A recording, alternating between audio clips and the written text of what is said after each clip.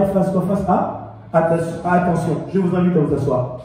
Alors, peuple de Dieu, croyez-moi, je vais vous dire une chose, que le temps sont durs.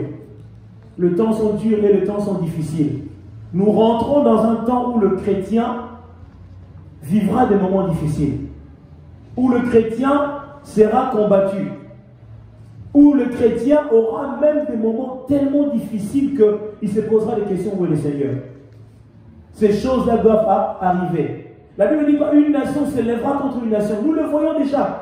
Il y a de ces nations qui vont dans une autre nation, ils se disent que c'est chez eux, ils veulent prendre la nation, s'accaparer. Ce sont des choses que la Bible a dit. La Bible dit, lorsque ces choses seront amenées à venir, comprenez que nous rentrons vers la consommation finale. La Bible a dit quoi? Que l'iniquité sera accrue. Pour que l'iniquité puisse croître, c'est qu'il n'y a plus l'amour. Mais la volonté du diable, c'est qu'il n'y ait plus l'amour, les uns pour les autres. Les entités démoniaques travaillent jour et nuit. Pourquoi? Pour nous empêcher d'avoir le cœur aimant. Comme la Bible dit quoi? Nous devrions nous aimer les uns les autres. Si nous nous aimons plus les uns les autres, c'est qu'il y a une force et une puissance qui commencent à contrôler notre vie. Alors l'idéal, c'est quoi? Mais la Bible nous dit une chose, que le Seigneur nous a amenés à nous aimer les uns les autres. Mais pour pouvoir aimer son prochain, il faut recevoir une grâce. Cette grâce, c'est quoi? C'est de recevoir la personne du Saint-Esprit. On ne peut aimer si Dieu lui-même ne nous donne pas le cœur de commencer à aimer. Autrement dit, le chrétien doit surpasser une multitude dans l'amour, parce que nous n'avons pas reçu un amour formel, mais nous avons reçu l'amour par le biais de la personne du Saint-Esprit.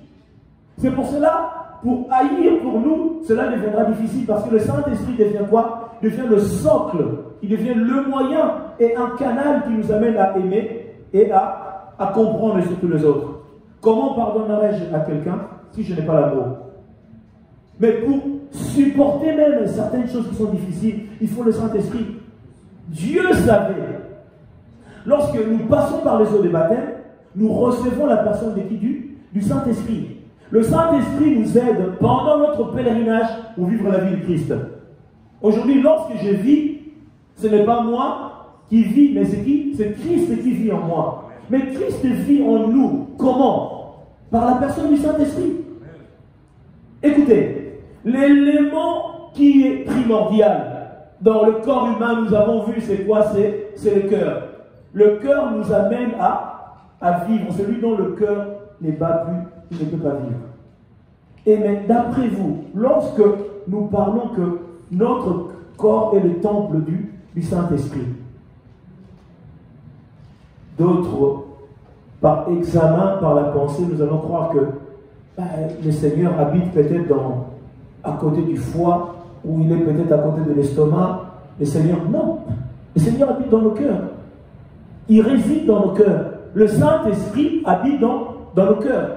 C'est pour cela, la Bible nous dit quoi? Que nous devrions avoir le cœur pur pour voir Dieu. Dieu ne peut pas demeurer là où il y a l'impureté. Heureux le cœur pur, car ils le verront. On doit se sanctifier, chercher la pureté, afin de quoi? Afin de vivre la main de Dieu. Peuple de Dieu, même lorsque nous voulons servir à manger, si une assiette elle est sale, on doit faire quoi? On doit laver cette assiette. Elle doit être propre. Si nous voulons donner de l'eau à quelqu'un, on doit d'abord laver le verre. Pourquoi? Parce qu'on ne peut pas donner de l'eau avec un verre sale. Il en est ainsi. Lorsque le Saint-Esprit habite en nous, nous avons le devoir de nous sanctifier jour et nuit. Pourquoi? Parce qu'il ne peut pas demeurer dans un lieu qui a l'impureté. Il ne peut pas demeurer. Autrement dit, la colère, l'animosité, toutes ces choses qui sont compromettantes, qui font quoi? Qui font la guerre à l'Esprit de Dieu. Nous sommes censés quoi? Nous sommes censés le mettre de côté pour vivre une vie de sanctification. Alléluia. Et la Bible nous dit, sans la sanctification, personne ne verra la face de l'Éternel. Alléluia. Alors, peuple de Dieu, nous allons parler de la personne du Saint-Esprit. Vous savez pourquoi je veux que nous parlons de la personne du Saint-Esprit? Parce que plus les années passent, plus l'amour d'un grand nombre se refroidit. Peuple de Dieu, même l'amour de Dieu, qui est tellement important que nous devrions garder, ça commence à se refroidir. Je vous dis la vérité. Comment l'amour de Dieu se refroidit dans la vie du chrétien? Au fil du temps, les circonstances, les combats des temps présents sont tellement énormes. Et nous commençons à douter et à nous poser des questions si l'Éternel fait vraiment du bien dans nos vies, si Dieu nous visite. Est-ce que Dieu bénit vraiment? Est-ce que Dieu donne la paix? Est-ce que Dieu garde nos vies? On dit de lui le bon berger. Mais c'est lui qui attend ces choses dans la vie du Seigneur. Lorsque le combat se multiplie, qu'on ne voit pas les choses changer, l'amour peut se refroidir aussi. On commence à se poser des questions. Mais qu'est-ce que la Bible nous dit? La Bible nous dit quoi? Que nous devrions avoir la foi. Amen. Nous devrions avoir l'assurance. Celui qui a foi en Dieu commence à quoi? À expérimenter la main de l'Éternel. Peuple de Dieu, qu'est-ce que je veux dire par là? Aujourd'hui, l'amour de Dieu doit demeurer d'une manière, je ne saurais même pas le dire. C'est que je vis, mais Dieu est pour moi mon amoureux, celui que je veux vivre avec. Parce que sans lui, ma vie ne sera pas joyeuse ou joyeuse. Mais cependant, nous vivons la vie du Christ sans que le Christ soit avec nous. Autrement, je ne cesse de le répéter, tu sers Dieu selon tes propres désirs. Tu sers Dieu selon le modèle qui te convient. Peuple de Dieu, on ne peut servir Dieu sans le Saint-Esprit. Le modèle du christianisme véritable, la sainte doctrine, est accompagné par le Saint-Esprit. Sans le Saint-Esprit, nous servons Dieu comment? Dans la chair. La doctrine que nous amenons auprès des hommes, ce n'est pas notre doctrine. C'est une doctrine qui vient de la part du Seigneur par le Saint-Esprit. Quiconque manifeste la bonté de Dieu est rempli de l'Esprit de Dieu. Alléluia. Peuple de Dieu, je veux que nous puissions prendre la parole de Dieu.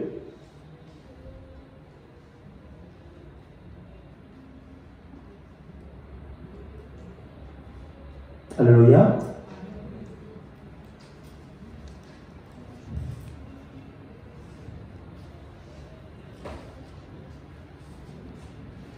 Je vais prendre Romains, prenons Romains, chapitre 6.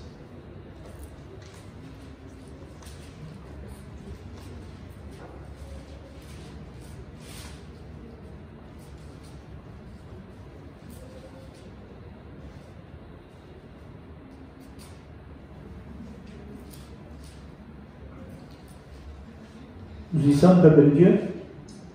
Je commence à partir du 15. La Bible dit, quoi donc pécherions-nous? Parce que nous sommes non sous la loi, mais sous la grâce. Autrement dit, c'est le temps de la grâce. Loin de là. Ne savez-vous pas qu'en vous livrant à quelqu'un comme esclave, pour lui obéir, vous êtes esclave de celui à qui vous obéissez, soit du péché qui conduit à la mort, soit de l'obéissance qui conduit à la justice. Alléluia. Mais grâce soit rendue à Dieu de ce qu'après avoir été esclave du péché, vous avez obéi de cœur à la règle des doctrines dans lesquelles vous avez été instruits. Ayant été affranchis du péché, vous êtes devenus comment? Esclaves de la justice. De quelle justice? De la justice de Dieu. Quelqu'un est là ou pas? Je parle à la manière des hommes à cause de la faiblesse de votre chair. De même donc que vous avez livré vos membres comme esclaves à l'impureté, à l'iniquité pour arriver à l'iniquité. Ainsi maintenant, livrez vos membres comme esclaves à la justice pour arriver à la sainteté. Car lorsque vous étiez esclaves du péché, vous étiez libres à l'égard de la justice. Quels fruits portiez-vous alors? Des fruits dont vous rougissez aujourd'hui, car La fin de ces choses, c'est la mort. Mais maintenant, étant affranchi du péché et devenu esclave de Dieu, vous avez pour fruit la sainteté pour la fin de la vie éternelle. Car le salaire du péché, c'est la mort. Mais le don gratuit de Dieu, c'est la vie éternelle en Jésus-Christ notre Seigneur. Alléluia. Amen. Peuple de Dieu, ici nous voyons clairement que l'homme charnel, l'homme animal, comme la Bible parle, celui qui vit au niveau de la chair, celui qui n'a pas l'esprit, vit d'une manière contraignante à la volonté de Dieu. C'est un homme qui ne peut pas laisser le Saint-Esprit demeurer dans sa vie. Peuple de Dieu, la Bible nous dit quoi? Ne savez-vous pas que votre corps est comment? Est le temple du Saint-Esprit. L'Éternel des armées habite en nous. Il siège en nous. Là où Dieu vit, il y a forcément la justice, il y a la loi, il y a la grâce, il y a la faveur, il y a la bénédiction, il y a toutes ces choses. Mais celui qui vit hors les inscriptions, la loi du Seigneur, commence à faire quoi? Commence à faire obstacle à tout ce que je viens de citer. Tu ne peux pas acquérir, tu ne peux pas vivre le merveille de la loi du Seigneur. Pourquoi? Parce que tu as résolu dans ton cœur de désobéir à l'Éternel. Tu ne demeures pas sous la volonté de Dieu, mais tu vis sous la loi du monde. Celui qui vit sous la loi du monde ne peut pas faire la volonté de Dieu. Alors le Seigneur a fait quoi? Il a fait grâce à chacun de nous. Les choses qui étaient pour nous un gain, lorsque le Saint-Esprit est venu vivre en nous, il a fait quoi? Il a commencé à gommer tout ce qui était inutile. Regarde la vie que tu avais autrefois. Est-ce que certaines choses, oui, on a des faiblesses, mais certaines choses sont gommées. Pourquoi? Parce que nous sommes en nouveauté avec Christ. Ça, c'est le travail du Saint-Esprit. Peuple de Dieu, on ne peut servir Dieu sans le Saint-Esprit. Récemment, nous avons eu à échanger avec l'équipe qui est ici d'ailleurs. C'est que il y a plusieurs doctrines. Mais dans certains de ces doctrines, on a mis le Saint-Esprit comme dans un placard. On veut servir Dieu, mais sans Dieu. Mais non. Le Seigneur, pour commencer l'œuvre, Actes des Apôtres, chapitre 2, on voit dans la chambre haute quoi? La personne du Saint-Esprit est quoi? Est descendue. Pourquoi? Pour commencer l'œuvre, la mission que Dieu leur avait donnée. Pendant ce temps à la chambre haute, les apôtres, ils étaient en train de quoi? D'attendre les instructions de Dieu. Par qui? Par le Saint-Esprit. La Bible parle que Pierre, même qui ne parlait pas, mais par l'assurance qu'il avait avec le Saint-Esprit, il a commencé à prêcher. Il y a eu une conversion d'une multitude. On ne peut servir Dieu sans le Saint-Esprit. Qui est le Saint-Esprit? C'est une personne. C'est la raison pour laquelle le Seigneur, si vous regardez dans Jean chapitre 4, Jean chapitre 15, 16, et jusque dans la prière sacerdotale, dans Jean chapitre 17, le Seigneur a commencé à leur présenter les entités telles que le Père, le Fils et le Saint-Esprit. Il dit, moi et le Père, nous sommes un. Il a commencé à leur montrer, pour leur ramener à ce que si vous voyez le Père, vous voyez le Fils. Et comme nous sommes unis avec le Père, vous aussi vous serez unis avec moi. Il leur dit aussi quoi? Que à un moment, je serai amené à partir. Mais je ne vous laisserai pas orphelins. La promesse qui s'est manifestée dans Actes des Apôtres, chapitre 2, le Seigneur a commencé à leur parler déjà sur la terre. Pourquoi? Les apôtres, ils étaient quoi? Ils étaient dans la peur. Ils étaient dans le désarroi. Ils étaient perdus. Le Seigneur a dit, voilà, je vous enverrai celui qui viendra comme le consolateur, celui qui sèche les larmes, celui qui ôte la tristesse, celui qui nous amène à être dans la paix. Pour ne pas les citer, ce qu'on avait parlé, certains, ils sont en train de présenter Dieu. Si je reviens dans Marc, chapitre 16, nous commençons par le verset 15. Le Seigneur nous dit quoi? Que allez partout, dans le monde, prêcher la bonne nouvelle, et celui qui croira, c'est celui qui croira, qui sera baptisé, sera sauvé. Bon, dites-moi, qui est-ce qui nous envoie à aller faire ça? C'est le Seigneur. Mais nous allons avec qui? Avec le Saint-Esprit. Bon, si toi tu dois évangéliser, le Saint-Esprit n'est pas avec toi. Tu es en train de faire quoi? Tu fais l'œuvre selon la chair. C'est la raison pour laquelle beaucoup servent Dieu, mais ils ne sont pas dans la volonté de Dieu. Il y a des églises qui sont bâties, une multitude d'églises, mais si on lui dit, qui t'a établi pour faire ça? Oh, c'était mon pasteur. Oh, c'est ton pasteur qui t'a dit d'être pasteur. Est-ce que lui, il a reçu du Saint-Esprit qui doit t'établir? Peuple de Dieu, c'est la cacophonie. Ce qui fait qu'aujourd'hui, nous allons chercher la vie. Au lieu de recevoir la vie, nous recevons la mort. Parce qu'il n'y a pas la vie. Lorsque tu n'as pas été établi selon le modèle du Saint-Esprit, forcément tu amènes la mort. Tu amènes la mort. Même la sémence qui est sémée, l'offrande n'est pas agréée d'une manière glorieuse parce que Dieu n'est pas là. Écoutez, Dieu n'est pas dans la multitude. Il n'est pas dans la foule. Dieu, il peut être dans la foule, mais il se révèle à ceux qui sont disposés. Attention, on peut avoir une manifestation ici, il y a une multitude. Mais ceux qui ont disposé leur cœur à Dieu, Dieu va les visiter. Ceux qui ne sont pas disposés, Dieu ne les visitera pas. Vous remarquez, mais moi aussi je suis... Oh, mais comment est l'état de ton cœur? Car la Bible dit quoi? Il sonde le cœur et le rein. Lorsque Dieu vient te sonder, il faut qu'il voit que tu as le focus. Tes pensées sont vers la rémunération. La Bible nous dit clairement que Moïse, il avait les yeux comment? Il rivait vers la rémunération. Parce qu'il regarde encore le propre du Christ, plus grand que les trésors de quoi? De l'Égypte. Il accepte encore être humilié avec ses frères. Autant bénéficier d'une gloire vaine qui était les trésors de l'Égypte. Alors, il a choisi avoir les yeux rivés vers l'Éternel, parce que je lève mes yeux vers l'Éternel, car c'est lui qui est mon secours, c'est lui qui est le rémunérateur. Alléluia. Alors, peuple de Dieu, as-tu le Saint-Esprit? As-tu le Saint-Esprit? C'est la question. Est-ce que as-tu le Saint-Esprit? Peuple de Dieu, as-tu le Saint-Esprit? C'est lui qui a le Saint-Esprit doit recevoir de Dieu la révélation, les directives et les choses cachées. Amen. Amen. Les directives ainsi que les choses cachées. Car le Saint-Esprit en nous, c'est quoi?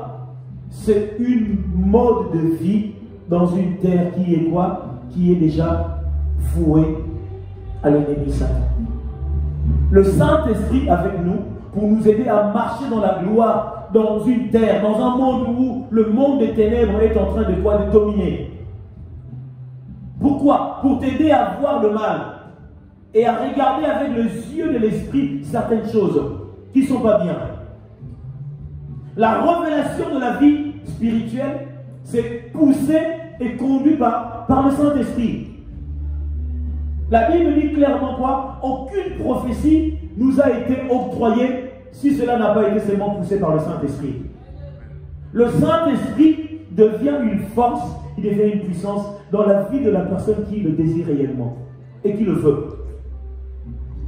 Il a dit, je me laisserai trouver par ceux qui vont me chercher de tout leur cœur. Car Dieu sonde le cœur. Lorsque nous avons soif de l'Esprit de Dieu, qu'est-ce qu'il fait? Il vient nous remplir. Lorsque nous le désirons pleinement, il vient quoi? Il vient se révéler à nous. Lorsque nous cherchons à vivre la vie de l'Esprit, Dieu ne nous laisse pas vider et abandonner. Alléluia. Alors nous allons prendre Jean chapitre 14.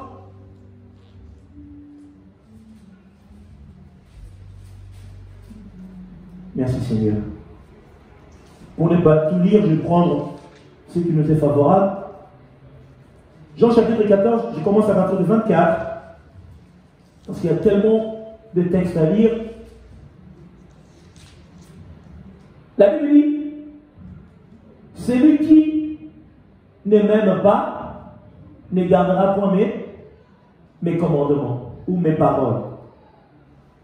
Et la parole que vous entendez n'est pas de moi, mais du Père qui m'a envoyé. Je vous ai dit ces choses pendant que je demeure avec vous, mais les consolateurs, l'Esprit, comment? L'Esprit Saint, que le Père enverra en mon nom, vous enseignera toutes choses et vous rappellera tout ce que je vous ai dit. Alléluia. Le Saint-Esprit vient quoi? Vient nous rappeler. Le Saint-Esprit vient te parler. Écoutez, lorsque j'ai lu la Bible, on a lu Jean chapitre 14. Peut-être je peux... Bon, il s'arrête à 21. Si je vous dis que... Non, à 31 plutôt. Si je vous dis que le Saint-Esprit peut aller jusqu'à 40 à 50 de ce qui n'a pas été écrit dans ce verset. Il peut aller loin parce qu'il sait. Tout ce qui n'a pas été écrit dans la Bible, le Saint-Esprit le sait. Après qu'il est descendu, tout ce qui s'est passé, à la suite, il connaît, il sait. Il peut te le dire. Lorsque nous limitons le Saint-Esprit, nous limitons Dieu dans notre vie. Lorsque nous laissons Dieu agir par le Saint-Esprit, c'est comme si nous laissons Dieu la libéralité de manifester sa gloire dans notre vie. La Bible dit, 27, je vous laisse la paix, je vous donne ma paix, je ne vous donne pas comme quoi, comme le monde donne, que votre cœur ne se trouble point et ne s'alarme point. Vous avez entendu que je vous ai dit, je m'en vais et je reviens vers vous. Si vous m'aimez, vous vous réjouirez de ce que je vais au Père. Car le Père est plus grand que moi. Et maintenant, je vous ai dit ces choses avant qu'elles arrivent. Afin que lorsqu'elles arriveront, vous croyez, je ne parlerai plus guère avec vous. Car le prince du monde vient. Il n'a rien en moi. Mais afin que le monde sache que j'aime le Père et que j'agis selon l'ordre que le Père m'a quoi? M'a donné. Levez-vous, partons d'ici. Alléluia. Le Christ lui-même, il agissait selon l'ordre que le Père lui a donné. Lui-même, il était conduit par le Saint-Esprit. Lui-même ne faisait pas selon son bon vouloir. Peuple de Dieu, un peuple sans frein, c'est un peuple qui va vers la dérive, vers sa perte. Qu'est-ce qui nous amène à freiner? Mais c'est le Saint-Esprit. C'est le Saint-Esprit.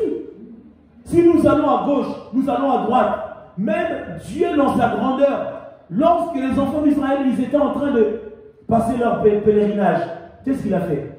Il a mis une colonne de nuée, une colonne de feu. Un peuple qui n'est pas conduit, n'est pas dirigé, va vers sa perte. Même à l'école des enfants, nous voyons, il y a quoi? Il y a une maîtresse, il y a un maître. Pour que tout le monde ne fasse pas ce qu'il veut. C'est la maîtresse qui donne la marche à suivre. Ce qui est écrit dans votre tableau, c'est ce que vous allez faire. Vous voyez? Donc, c'est un ensemble de beaucoup de choses. Et Dieu est cela. Israël a reçu la loi pour marcher à la crainte de Dieu, pour faire la volonté du Seigneur. Si cela n'y était pas, ils allaient vivre comme des animaux. Ils allaient embrasser plusieurs doctrines, aimer plusieurs dieux. Et Dieu, comme il a dit, je suis le seul unique Dieu, vous allez marcher dans mes voies, dans mes sentiers, dans ma volonté.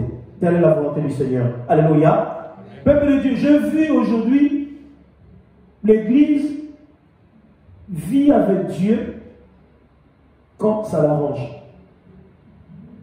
Ils vivent avec Dieu quand ça leur arrange. Mais lorsque ça ne leur arrange pas, on vit notre vie selon le modèle que cela nous plaît. Et à savoir, lorsque Dieu n'y est pas, les conséquences, lorsque nous avons laissé Dieu de côté, lorsque ça vient se répercuter dans notre vie, c'est là où nous voyons que nous commençons à pleurer. Il a dit qu'il est une force, il est un moyen, il est notre garantie pour un avenir meilleur. Ce n'est pas pour rien, lorsque nous avons été baptisés, le Saint-Esprit est venu pour nous accompagner, pour nous aider pendant notre pèlerinage. Pourquoi? Parce que le monde que nous vivons, le Seigneur lui-même dit quoi? Que Satan, il vient, le prince de ce monde. Mais il n'a rien de moi. Il n'a rien de moi. Il est là quoi? Il est là pour conjuguer son verbe. Hein. C'est qui est? C'est ça. Ça, c'est le verbe de Satan. Il est là pour égorger, il est là pour détruire, il est là pour dérober. Et si Dieu ne veut pas que nous puissions être vulnérables dans notre vie, il faut quoi? Il faut être rempli de l'esprit. Être rempli des peuples de Dieu. Nous ne cherchons plus à être remplis de l'esprit. Nous sommes là à demander des friandises. Seigneur, je veux ça, je veux ça. Mais de ce que tu veux, sois seulement rempli. Il te le donnera après. Celui qui est rempli de l'esprit, il a tout. Parce que le Saint-Esprit dans la vie d'un enfant de Dieu, c'est une totalité. Nous faisons plus cet exercice. Seigneur, je désire être rempli de l'esprit. Seigneur, remplis-moi. Seigneur, ouvre ma vie spirituelle, que je vois, que j'entende. C'est très important. Écoutez, Actes des Apôtres, chapitre 1er, le verset 8, il a dit quoi? Que vous recevrez une puissance. Le Saint-Esprit surviendra sur vous et vous serez mes témoins. Un témoin de Dieu, c'est celui qui a reçu d'abord quoi? Une puissance. La puissance par qui? Par le Saint-Esprit. C'est lui, la clé. Nous voulons réussir le Christ, mais nous n'avons pas le Saint-Esprit. Nous voulons manifester la volonté de Dieu, mais sans le Saint-Esprit. L'Église primitive, ils ont fait des choses extraordinaires parce que le Saint-Esprit était quoi? Était le socle. Il était la fondation. Vous voyez, quand on bâtit une maison, la fondation, ils étaient soutenus par la fondation. Aujourd'hui, l'Église n'a pas la fondation. Pourquoi? Parce que nous sommes superficiels. Nous sommes dans la surface. Nous survolons. Mais comment voulons-nous recevoir l'apport qui nous a été réservé à recevoir? Nous ne voyons pas que nous-mêmes nous faisons obstacle à la mission et à la volonté du Seigneur. Alléluia. Jean, chapitre 15, 14, 15. Nous sommes pas loin. 25. 15, 25. Je vais lire la parole de Dieu. Mais cela est arrivé afin que s'accomplisse la parole qui est écrite dans leur loi. Ils m'ont haï sans cause.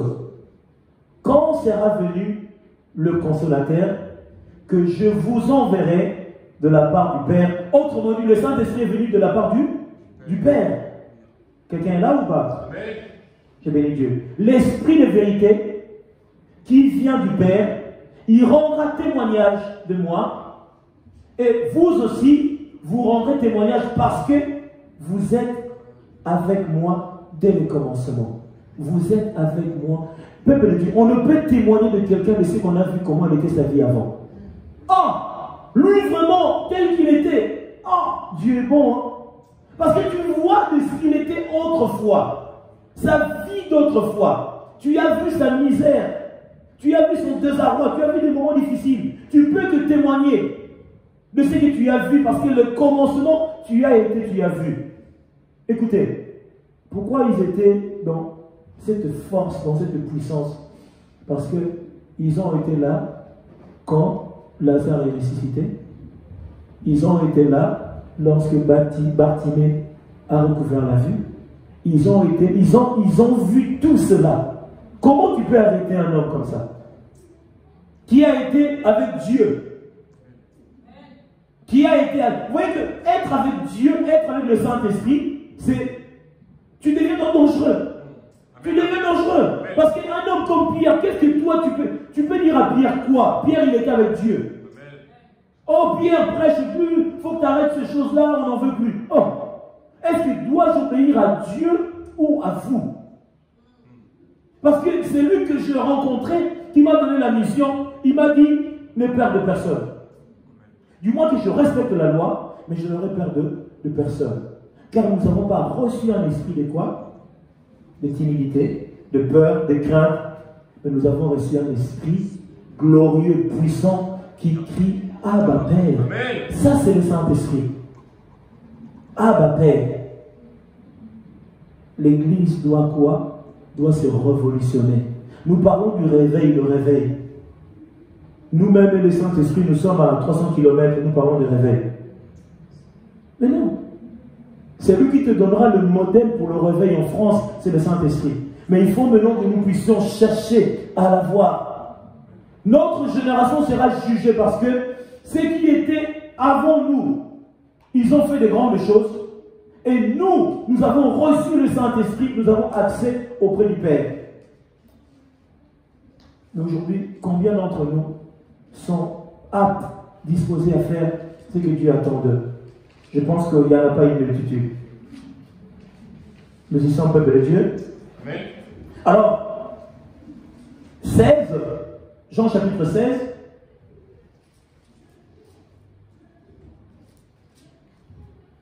Le verset 5. La Bible dit, maintenant, je m'en vais vers celui qui m'a envoyé, et aucun de vous me demande où vas-tu? Parce que je vous ai dit ces choses, la tristesse a rempli mon cœur. Cependant, je vous dis la vérité, il vous est avantagé que je m'en aille. Car si je ne m'en vais pas, le consolateur ne viendra pas vers vous.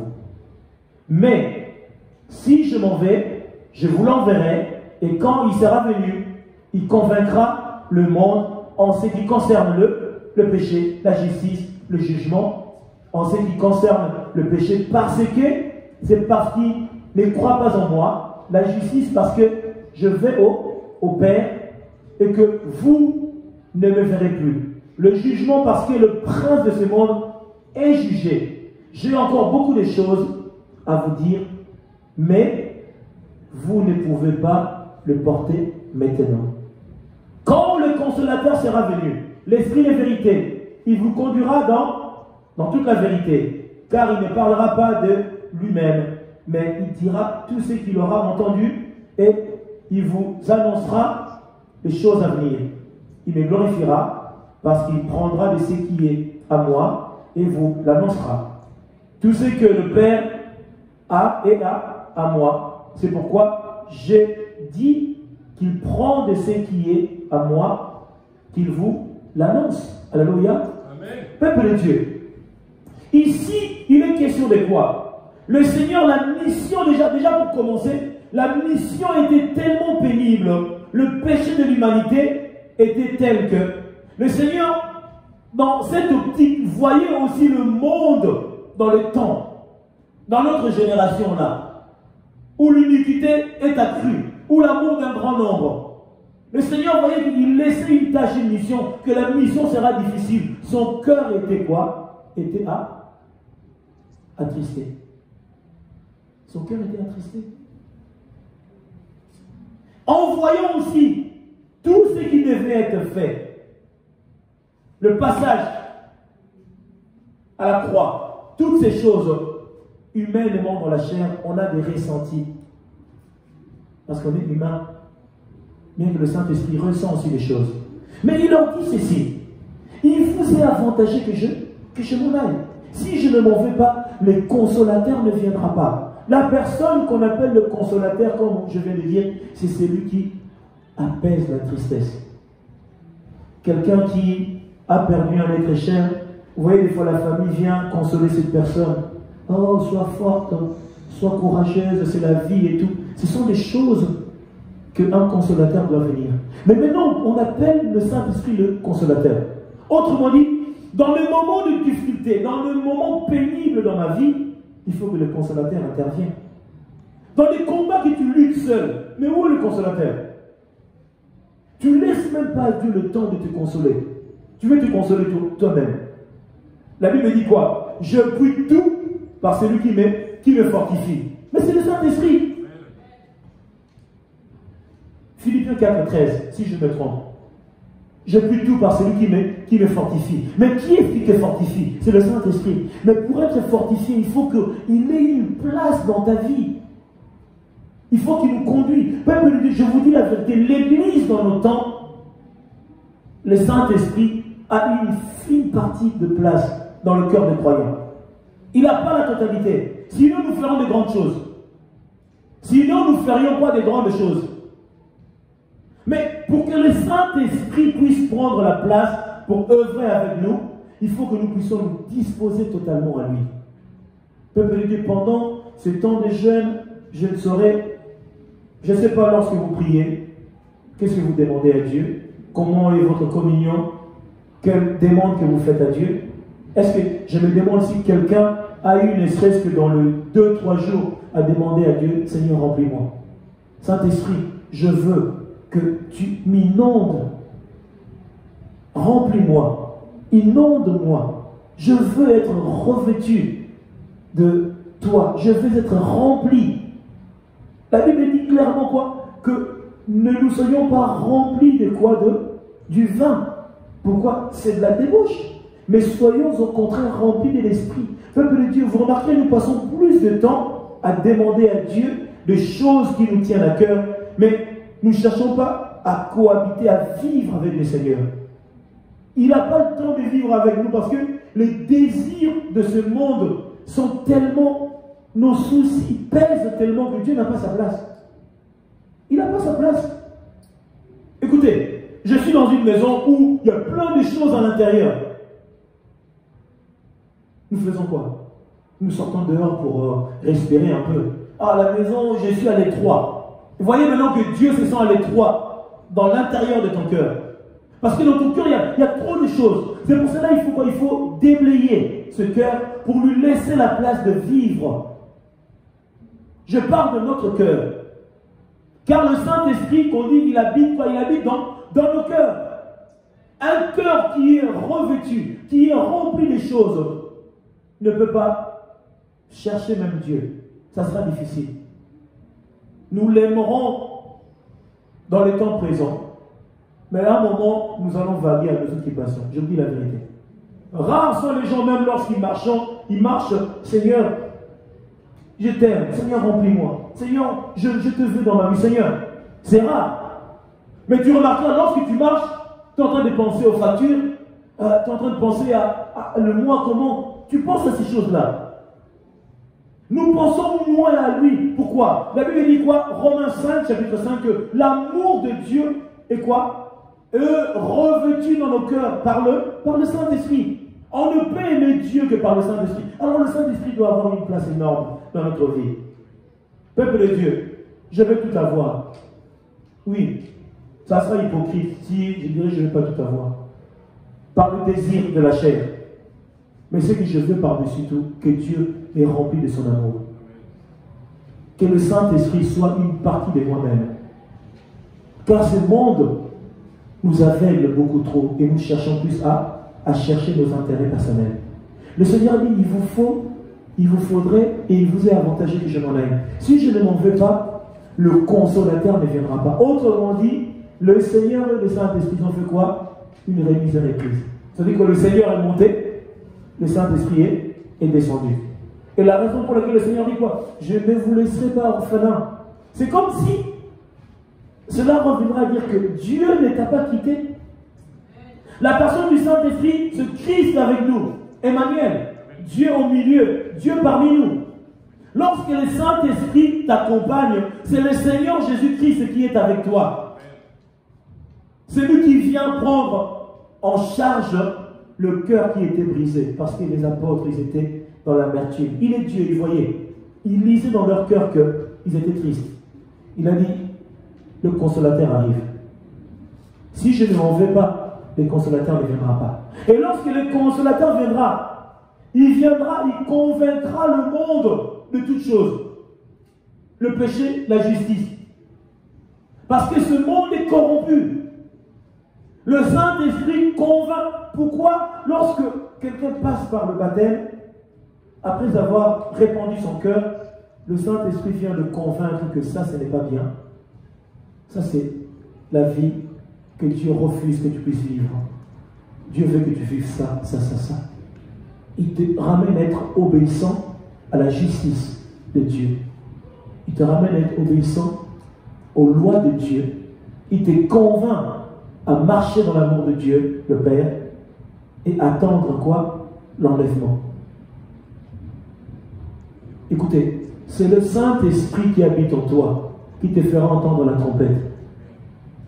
C'est pour cela, il t'a été dit de ne pas éteindre le Saint-Esprit. C'est lui, la trompette.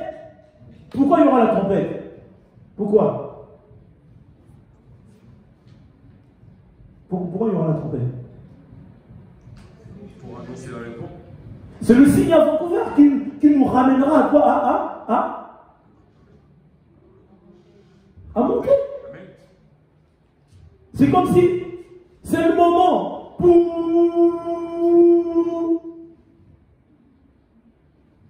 ceux qui sont morts en Christ ressuscités. Toi qui as le Saint-Esprit, dont le feu n'est pas éteint, ceux qui ont éteint leur quoi? Leur flamme n'auront pas la place. Matthieu chapitre 25. Souvenez-vous de 5 quoi? 5 folles, 5 sages. Pourquoi? Parce que la mèche, elle était quoi? Elle était éteinte. Beaucoup, ils ont éteint la mèche. Autrement par ignorance ou par des soucis de ce ciel. Ça devient compromettant. Où il y a un vent qui passe, qui éteint la mèche, mais il faut rallumer la mèche. Il faut la rallumer. Si tu ne rallumes pas la mèche, peuple de Dieu, le Saint-Esprit, c'est ton salut. C'est le chemin vers le royaume du Père. C'est pour cela qu'il t'est avantagé aussi de ne pas l'attrister. S'il est triste, comment il te révélera la trompette le jour de l'enlèvement? Car en réalité dans l'homme, c'est l'esprit. L'homme esprit, il prend des choses de l'esprit de Dieu l'esprit de Dieu qui habite dans l'homme reçoit du Saint-Esprit, l'Esprit du Père, les choses célestes. Si tu éteins l'Esprit de Dieu qui habite en toi, tu deviens quoi? Tu deviens désorienté de ce à quoi le Seigneur attend de chacun de nous. Alléluia. Amen. Je bénis le Seigneur. Alors, Matthieu chapitre 1.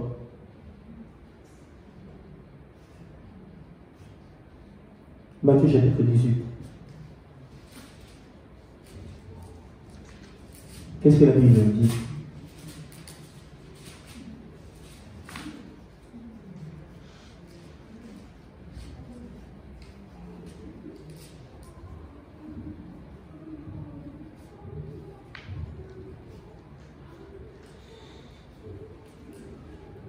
Matthieu chapitre 18.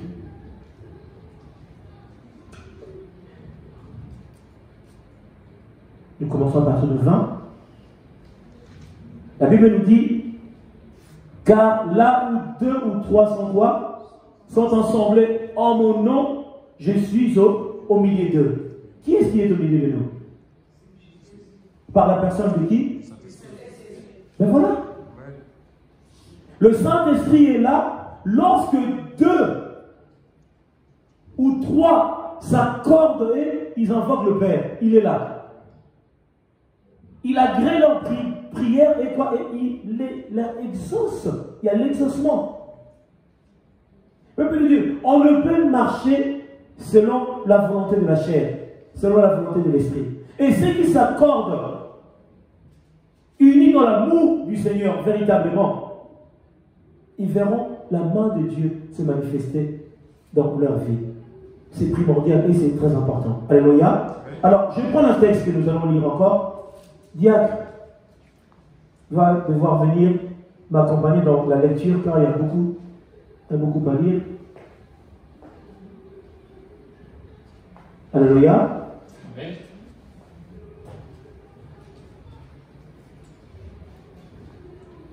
Voilà, la naissance du Seigneur, Matthieu chapitre 1er. Pour vous dire, et nous allons comprendre le Saint-Esprit dans la totalité. Je veux le lire. Diacre doit nous préparer Éphésiens. Moi, je vais lire Matthieu. Nous y sommes. Amen. Matthieu chapitre 1er, 18. Voici de quelle manière arriva la naissance de Jésus-Christ. Laura, t'es là ou pas? Amen. La naissance de Jésus-Christ.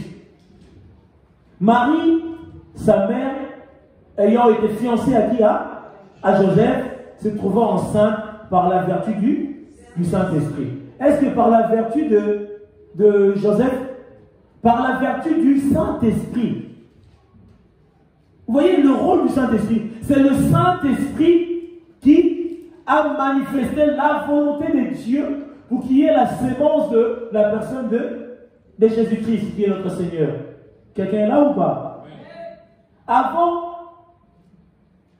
qu'ils aient habité ensemble, Joseph, son époux, qui était un homme de bien et qui ne voulait pas la diffamer, autrement dit rompre, se proposa de rompre secrètement avec elle.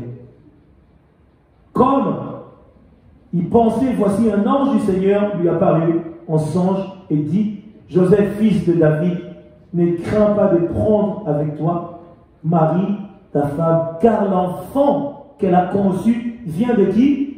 Saint-Esprit. Alléluia. L'enfant vient du Saint-Esprit. Peuple de Dieu. C'est pour cela que je reviens dans Jérémie chapitre 1er. La Bible nous dit quoi? Que depuis les seins maternels, quoi, il était connu de Dieu. Dieu savait qui est-ce qui sera la mission qu'il va faire, tout ce qui sera appelé à se manifester. Car le Saint-Esprit, lorsque nous venons sur cette terre, un missionnaire, servante, serviteur de Dieu, d'une manière particulière, croyez-moi que c'est su déjà d'avance. Et le Saint-Esprit, il manifeste déjà la volonté de Dieu dans nous. Peuple de Dieu, on ne devient pas serviteur de Dieu. On est né serviteur de Dieu. Dieu t'a déjà consacré depuis les seins maternels que tu seras appelé à être. Et le Saint-Esprit devient quoi? Devient lui-même le bouclier, le protecteur de cette grossesse pour que la naissance soit faite d'une manière extraordinaire. Nous sommes de ceux-là ou des naissances qui ont été compliquées, difficiles. Le diable n'a pas voulu ta venue parce qu'il savait que tu étais un orateur, un prédicateur. Si tu as une grossesse, ceux qui seront appelés à avoir des enfants, que tu sens que cette grossesse est compliquée. Oh, il faut avorter, mais cet enfant va tuer sa mère. Non, n'avorte pas.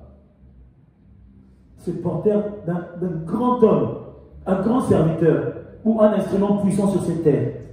Dieu, toutes les personnes qui l'envoient sont détectées dans le monde des ténèbres. Qu'est-ce qu'ils seront? Et c'est la raison pour laquelle je vous dis que le Saint-Esprit a son utilité. Le Fils Jésus a été conçu par le Saint-Esprit. Donc ce n'était pas une sémence ordinaire, mais une sémence céleste, selon la vertu de l'Éternel des armées, qui est lui-même Seigneur. Alléluia. Amen. Diacre prendra Éphésiens 1er, 13, chapitre 1er, le verset 13. Je lis la parole. Amen. En lui, vous aussi, après avoir entendu la parole de la vérité, l'évangile de votre salut, en lui, vous avez cru et vous avez été scellés du Saint-Esprit qui avait été promis. Alléluia. Amen. Nous avons été scellés comment? Par le Saint-Esprit qui a été promis. Promis où? Nous venons de lire là, précédemment. L'Esprit qui a été promis, nous sommes scellés. Donc, autrement dit, c'est une alliance que nous avons eue avec le Père. Ça a été scellé par le sang de Jésus. C'est pour cela, ceux qui sont en Christ, ils sont quoi? Ils sont devenus de nouvelles créatures. Les choses anciennes sont passées, toutes choses sont devenues nouvelles. 2 Corinthiens chapitre 5, verset 17. Cela est clair. Les choses anciennes sont passées, toutes choses sont devenues nouvelles, en nouveauté de Dieu. Alléluia. Peuple de Dieu, je vais vous dire une chose qui est certaine et qui est certain. Lorsque nous vivons la vie du Christ, le Saint-Esprit doit avoir une place qui va t'aider à vivre pleinement ta vie chrétienne. C'est pour cela que la Bible vient nous dire quoi? Que nous ne devrions pas éteindre le Saint-Esprit. Si tu éteins le Saint-Esprit, tu sers Dieu dans la chair. C'est la raison pour laquelle même les résolutions que nous prenons viennent de la part de la chair. Ici, Joseph, lui-même dans la chair, oh, moi, humainement, dans notre temps, tu vis avec une femme, elle te dit, je suis enceinte. Toi, tu ne l'as pas connue, tu es son mari. Mais non. Et tout homme va dire, mais c'est quand même une blague. Mais comment ça se fait, moi, j'étais connue, tu es enceinte? Ça va pas? Mais, comme la révélation, le Saint-Esprit qui était le promoteur de la grossesse est venu lui dire quoi? Que l'enfant là, c'est mon enfant. Garde-toi de ne pas quoi? De ne pas avorter. Car cette sémence est quoi? Est une sémence qui sera la consolation de l'humanité. Pourquoi? Parce qu'il a écouté. Il a écouté le Saint-Esprit. Tu peux ne pas écouter le Saint-Esprit. Le Saint-Esprit te dit, écoute, tu vois avec cet homme-là, ça sera toi qui seras en prison, lui dans un cercueil. Oh non, moi je l'aime, oh, il est mon amoureux, il est mignon, je l'aime. Hein? Dans je l'aime là, tu vas te retrouver où en enfer? Parce qu'il y a des relations amoureuses où tu te retrouves en enfer. À cause d'un homme ou d'une femme. C'est pour cela qu'il nous est favorable de se marier dans le Seigneur. Ne va pas prendre un escroc, un païen notoire. Tu dis que moi je vais le gagner. Dans 6 mois il va te gagner, tu vas retourner dans le monde, tu deviens païen et tu vas même te retrouver en enfer. Et lui et toi, vous allez vous taper en enfer comme ça. C'est à cause de toi. Lui, ça va arriver. Dans le Seigneur. Peuple, lorsque Dieu te dit que ce n'est pas une bonne personne, il faut écouter. C'est pour cela qu'il nous est favorable de consulter Dieu. La Bible dit, malheur aux enfants rebelles, quoi, qui forment leurs projets sans les consulter. Dieu te traite de rebelle parce que ce qui viendra à la suite du temps, ce n'est pas sa faute. Alléluia. Car le Seigneur attend de nous que nous soyons des enfants obéissants. À qui? À lui. Alléluia. Alors, Matthieu chapitre 3, je vais aller précipitamment parce que l'heure va faire défaut, il y a beaucoup de choses à dire. J'aimerais bien que tu puisses garder en mémoire certaines choses et même écrire certains versets, c'est vraiment important. 3 à partir de 11, moi je vous baptise d'eau pour vous amener à la repentance. Ça c'est Jean. Mais celui qui vient après moi est plus puissant que moi et je ne suis pas digne de porter ses souliers. Lui, il baptisera du Saint-Esprit et du feu. Autrement dit, vous recevrez une puissance. Le Saint-Esprit surviendra sur vous et vous serez mes témoins. Vous recevrez quoi? Le Saint-Esprit avec le feu. Car il fait de ses serviteurs de flammes de feu, il fait de ses messagers comment de vent. Alléluia. Joël chapitre 2. Joël chapitre 2, le verset 28 à 29. Qu'est-ce que la Bible nous dit?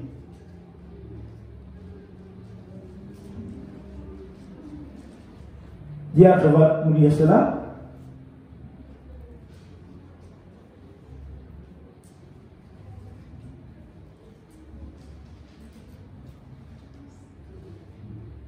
Nous y sommes.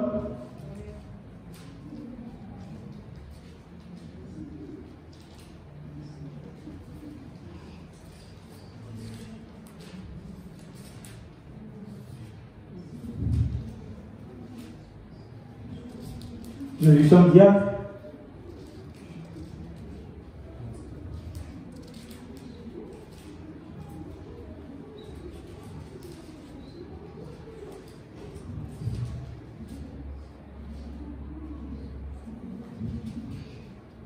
Je veux le lire, je veux le lire. Prépare Matthieu 12. Ok? Ok. Je veux lire ça avec vous, peuple de Dieu. Voilà, je suis. La Bible dit, après cela, je répandrai mon esprit sur quoi? Sur toute chair. Vos fils et vos filles prophétiseront, vos vieillards auront quoi? De songes. Et vos jeunes gens de quoi? De visions.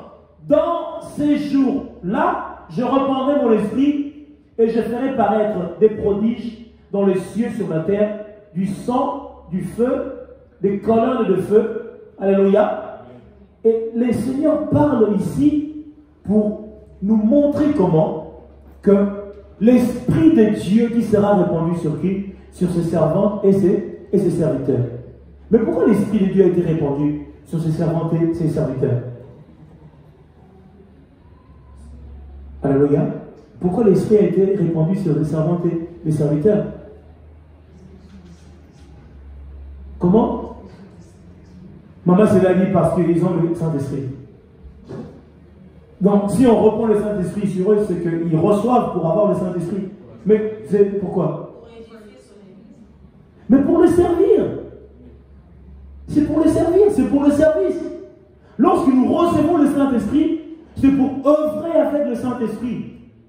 Lorsque le Saint-Esprit vient habiter en nous, c'est pour que nous marchions avec lui au service de Dieu. Manifester la puissance du Seigneur. Il a dit, ça ne sera pas seulement sur quoi? Sur mes serviteurs. Il a dit non, sur mes servantes et mes serviteurs. C'est-à-dire que le Saint-Esprit a été octroyé sur le mâle et le femelle pour servir, pour manifester la volonté de Dieu. Les grâces et les dons sont octroyés. Aujourd'hui, même les femmes peuvent guérir les malades, ils peuvent ressusciter les morts. Voilà, c'est pour la mission, c'est pour le travail. Le Saint-Esprit a la disponibilité à chacun de nous. Qui n'a pas le Saint-Esprit ici? J'ose croire que nous avons tous le Saint-Esprit. À part nos deux enfants qui ne sont pas baptisés. Parce que le Saint-Esprit, nous le octroyons par le moyen du baptême. Alléluia. Je bénis le Seigneur. Alors, bien, nous allons prendre Éphésiens. Après, nous allons chuter, nous arrivons vers la fin. Éphésiens chapitre Éphésiens 4.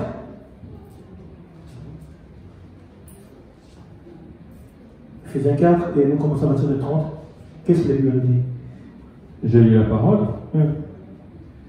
N'attristez pas le Saint-Esprit de Dieu, par lequel vous avez été scellés pour le jour de la rédemption. Alléluia. Amen. Qu'est-ce que la Bible dit quoi? N'attristez pas le Saint-Esprit de Dieu, par lequel vous avez été scellés pour le jour de la rédemption. Alléluia. Le jour de la rédemption. Nous avons été scellés par la personne du... Et le Saint-Esprit n'a pas besoin d'être attristé. Peuple de Dieu, je vais vous dire une chose. À chaque fois que tu es triste sur le Saint-Esprit.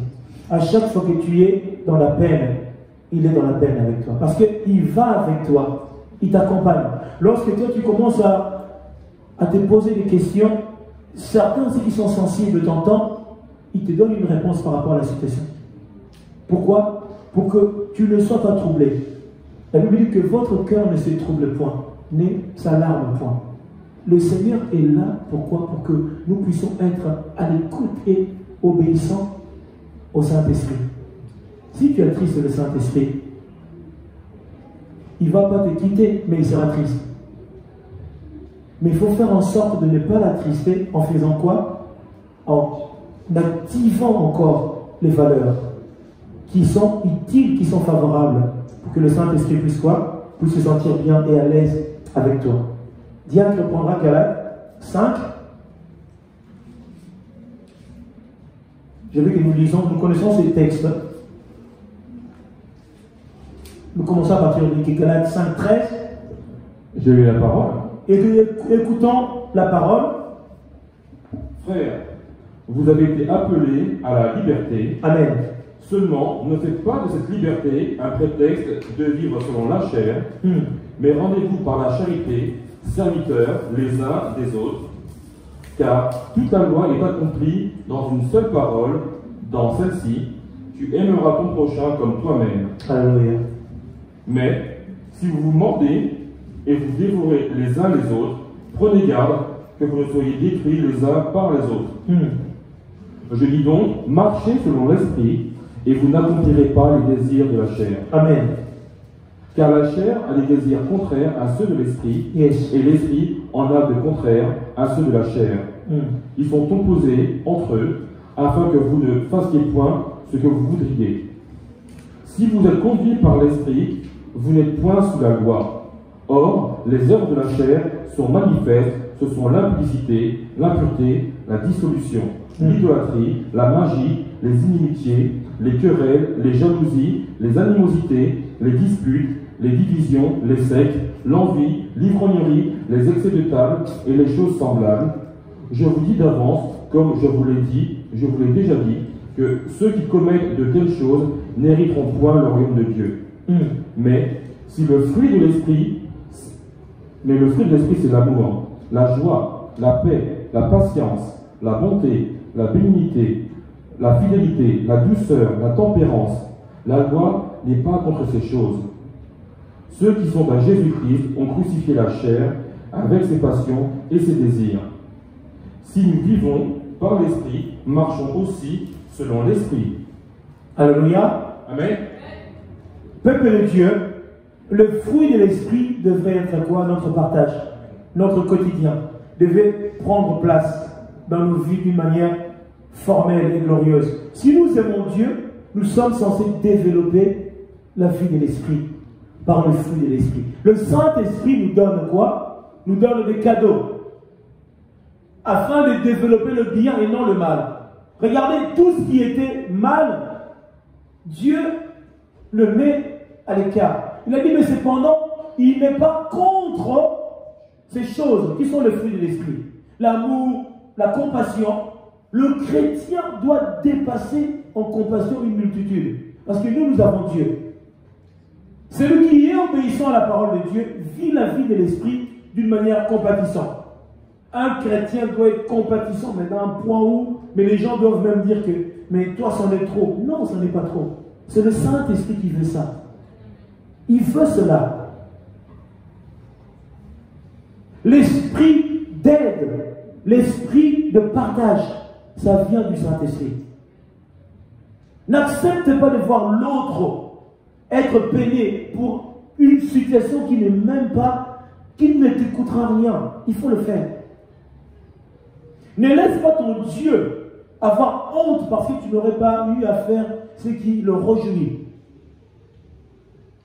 Le Seigneur témoignant, Job, n'avez-vous pas vu? Dieu nous témoigne pour de bonnes œuvres. Mon serviteur Job, qui me craint, qui fait ma volonté, qui donne ses présents, qui expie même les péchés de ses enfants par les holocaustes, un homme pieux. Satan dit, parce que tu l'aimes, tu lui as tout donné. Oh mais non, il fait la volonté de Dieu, il faut que Dieu l'aime. Vivez la vie de l'Esprit. Ayez le temps de dire, mais Saint-Esprit, tu es où? Ça arrive des fois que tu regardes la télé, mais tu sens sa présence. Il sait que c'est pendant, tu es dans ta petite distraction, mais il veut t'accompagner. Il faut avoir ces ressentis-là. Tu sens vraiment qu'il est là. Tu sens. Mais si toi tu fais même pas attention à lui, peuple de Dieu, la vie chrétienne, ce n'est pas difficile. Ça devient difficile lorsque Dieu s'écarte de nous. Moïse, lorsque Dieu a voulu se retirer, si vous lisez la Bible dans Exode, vous comprendrez combien il a refusé l'absence de Dieu. Dieu voulait leur laisser l'ange. Il a dit non, non, non, non, c'est toi. L'ange me protégera. Mais mes caprices, il n'est pas obligé de suivre mes caprices. Mais Dieu, il est compatissant, riche en bonté, lent à la colère. Mais l'ange, à un moment, il sera pris de colère parce que tu auras eu à désobéir. Mais Dieu va compatir. Moïse a vu ce peuple qui était un peuple accouré. Il a dit, mais Seigneur, si toi tu t'écartes de nous, l'ange n'aura pas, c'est des compassions. C'est de la même manière que lorsque le Saint-Esprit est avec nous, la compassion de Dieu, l'amour du Père augmente encore et encore. Alléluia. Alors, Romains 14, je pense que j'arrive à la fin.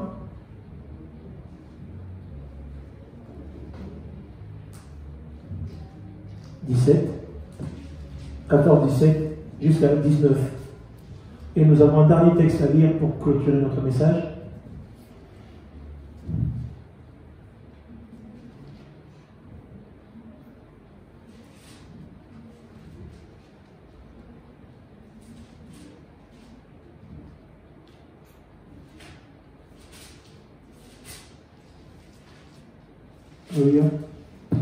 Je lis la parole. Amen, amen.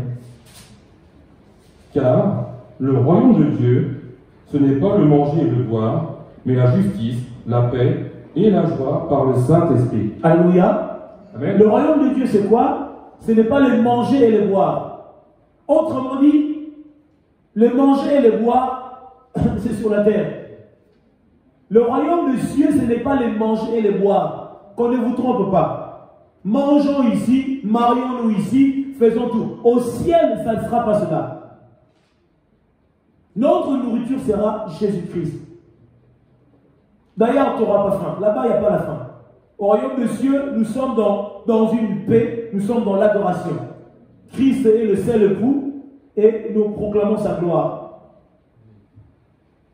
Celui qui sert Christ de cette manière est agréable à Dieu et approuvé des hommes. Alléluia. Amen. Celui qui sert comment?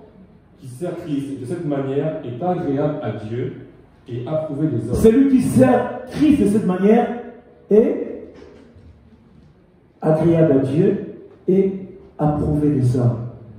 Il est agréable. Job était agréable à Dieu. Tu dois être agréable à Dieu. Et les hommes doivent approuver. Comment on doit approuver cela? Par les actes. Tu deviens un témoignage vivant. Ah, un tel vraiment, waouh, comment il sert son Dieu, waouh.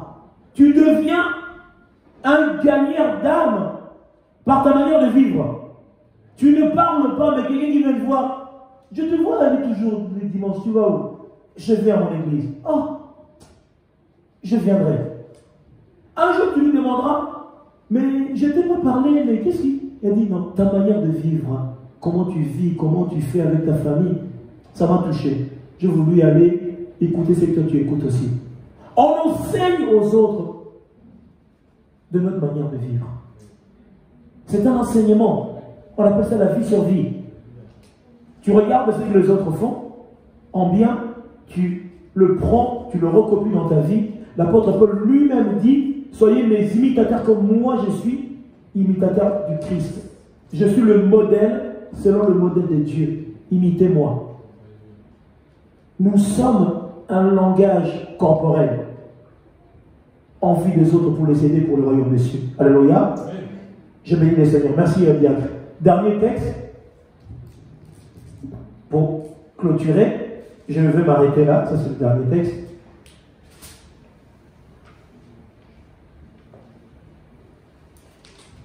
Nous y sommes peuple de Dieu. Je vais vous donner la référence. 1 Thessaloniciens.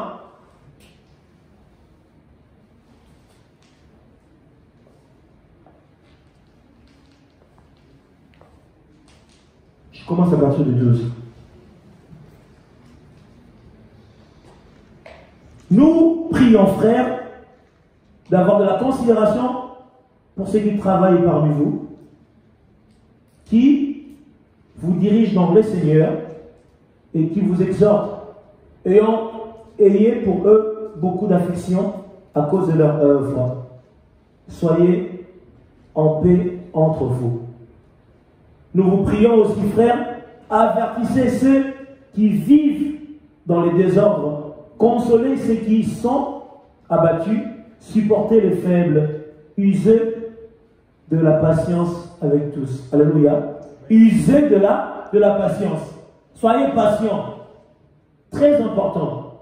Prenez garde que personne ne rende à autrui le mal pour le mal, mais cherchez toujours le bien, soit entre vous, soit envers tous. Soyez toujours joyeux. Regardez-moi, peuple de Dieu. La joie, c'est ce que le Saint-Esprit veut. Sois joyeuse. Même dans le peu, sois joyeuse. Même si, sois joyeuse. Sois joyeuse, pourquoi? Parce que le Saint-Esprit aime les joyeuses et les joyeux.